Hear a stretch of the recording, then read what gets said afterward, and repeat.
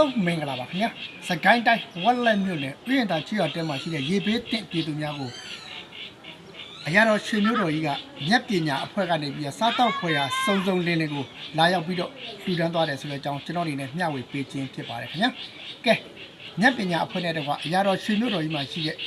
ကဲမိဘပြည်သူအားလုံးစိတ်ချမ်းသာခြင်းကိုကြမ်းမှခြင်းတွေပြည့်စုံပါစေလူအင်ဆန္ဒတုံးတော်တွေပြည့်စုံပြီးရန်သူမျိုး၅ပါးမှကြော်လွှားနိုင်ပါစေလို့ကျွန်တော်တို့ဥယျာဉ်သာရွာရဲ့ကိုစားကျွန်တော်ကနေပြီးတော့စုမုံကောင်းတောင်းပေးရပါတယ်ဗျာကဲဒီမှာလာရောက်လူတန်းတဲ့ပုံစံလေးကိုကဲဒီမှာကြည့်လိုက်ပါဦးဗျာ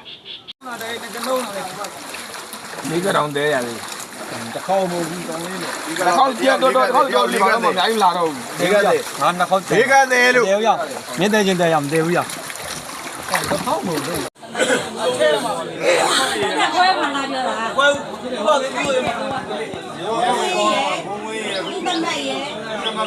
နေရသူတမနေရကျွန်တော်ခိုင်းနေတာဒီလားဒီ